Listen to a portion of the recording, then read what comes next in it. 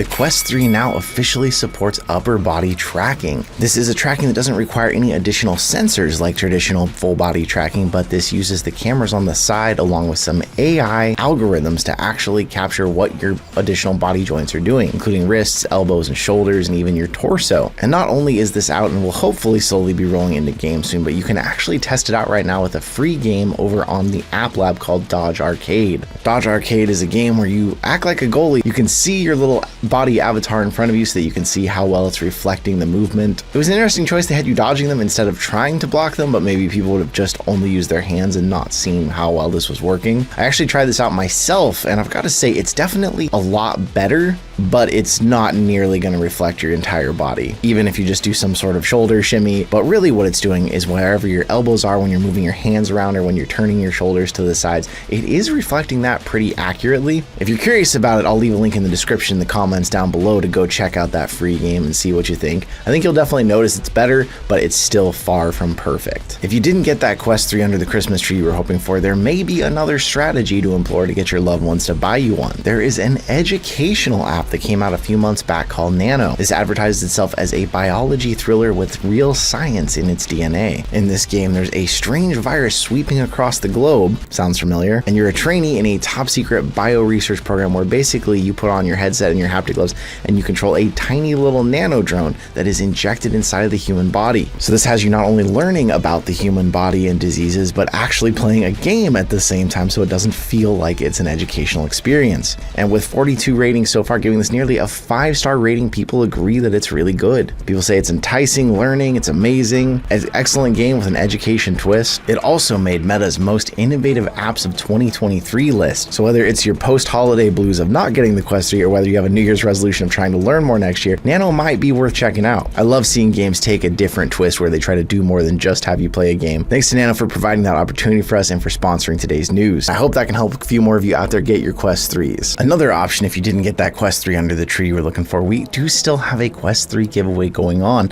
although it ends here soon in the new year. A ton of you have already entered that Quest 3 giveaway, but if you want to get entered, we'll leave a link in the comments, the description down below as well. And a big thank you all of you out there. You've really showed up this year. You made the channel super successful. That's the reason we're able to keep doing these giveaways for all of you. So thank you so much. You wouldn't think legs in VR would have been the huge thing that we've talked about repeatedly ever since Mark announced that they were coming. Well, the most recent Meta Avatar SDK now includes legs. So you're not just going to be seeing them necessarily in the home environment, but now third-party apps, including ones like Golf Plus or 11 Table Tennis, can actually enable legs too. This really sets up a future where you can have one meta avatar that you really like spanning across all the different apps so that you're always recognizable in any game you're experiencing. More and more games have been using this SDK so that you can use your meta avatar instead of having to set up your own avatar in every game you go in. It'll probably be a long time before we see something like this be compatible with a game like Rec Room or something like that, but I think it's an interesting idea. As people spend more time in VR,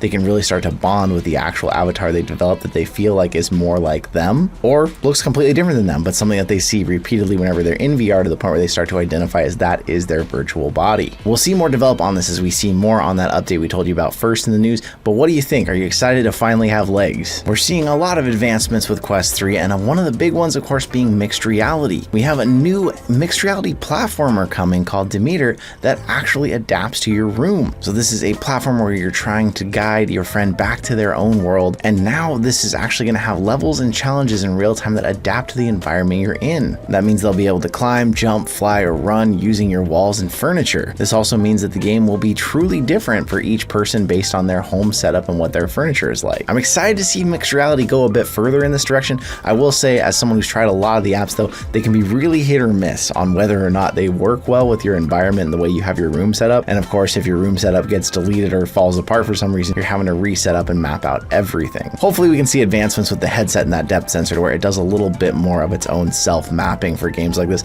instead of you having to add in what everything is yourself. CES, one of the biggest tech conventions, is only weeks away, and it is confirmed we are going to be there checking out the latest and greatest VR, AR, and MR for you. That takes place from January 9th to 12th. But I also want to let all of you know who keep up with us really well out there that I will actually be taking my first ever vacation since the channel started. Nat and I are going to be taking a little vacation together. First time in nearly 5 5 years. It's been a great 5 years of the channel, but you may see this next week. A few less uploads or a little bit different of a schedule than you're used to. It's all because of your support that this is happening. But I did want to mention for CES upcoming, if there's anything you've heard about there and you want to let me know in the comments down below so I can keep an eye out for and get some coverage for you, let me know. And although it won't probably be coming at CES 2024, Meta has suggested that they might be trying and testing out a prohibitively expensive set of AR glasses in 2024. This would of course be a prototype and possibly something like we've talked about, Ray-Bans with actual AR screens in them that still have all of the smart technology we're used to in the Ray-Ban Metas right now. In talking about these potential expensive glasses, Boz confirmed that a small number of Meta employees will begin internally testing glasses next year.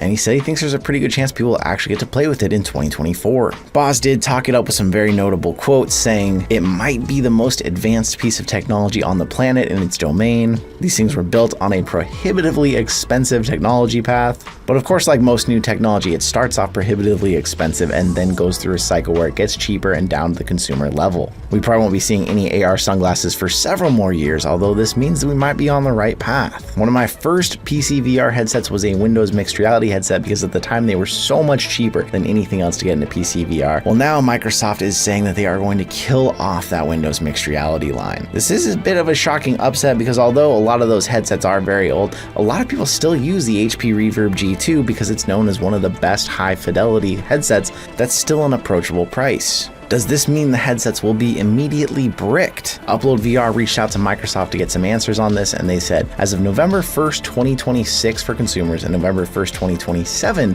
for commercial customers, WMR will no longer be available for download via the Mixed Reality Portal app, saying existing Windows mixed reality devices will continue to work with Steam until users upgrade to a version of Windows that does not include Windows mixed reality. This isn't so bad, I would say, being the end of 2026, because even if someone recently got an HP Reverb G2, that's still a good 3 years almost from now that they could be using it, and by then would probably be looking to upgrade. But it means we can probably count on not seeing another HP Reverb of any sort or any other Windows mixed reality headset launching in the future. More and more, it looks like we are getting closer to the Apple Vision Pro launch, with numerous reports saying that it could launch in February. We've heard a lot of rumors and speculations about this before, but I've got to personally say, if they're hoping to launch it in February, I'm really hoping maybe they're being tight-lipped about it, but that there's going to be models of it to test at CES. Being that it's only a month later till they supposedly may launch this thing, you would think that they would have consumer-ready ones at least available for testing, as we know some of the big channels like MKBHD have already tried it. And alongside that, they're dropping some more videos showing us how well the hand tracking and occlusion is actually going to work on it. You can see a video here that Apple dropped showing off that the hand tracking looks promising. It does seem to be a bit delayed and behind. This probably would feel pretty close to perfect actually in virtual reality apps,